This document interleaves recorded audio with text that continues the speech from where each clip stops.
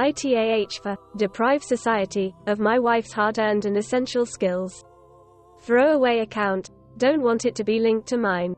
So my wife, 32F, and I, 34M, had an agreement in place that as soon as we had kids she'd stop working completely and rely only on my income for her and the family's needs. We're hoping to have 3 or 4 kids in a 5 to 7 years span, and the agreement is that she'd work only once the youngest is around 12 years old, so it could be a pause of 17 to almost 20 years of being a stay-at-home mom. So far so good. We made this decision together. I really wanted for our kids to experience having their mom focusing on them full-time, and not sacrifice their education and development. Also, both of us would never want to have someone else educate our kids, e.g. a nanny.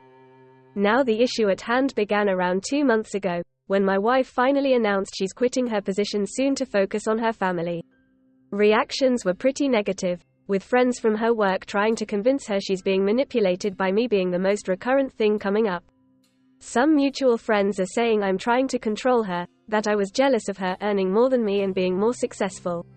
Now income-wise, we're fortunate, as even if she just recently started hitting income around $250K, my work in tech as a consultant still brings in around $180K, so it's not like we can't live on a single salary.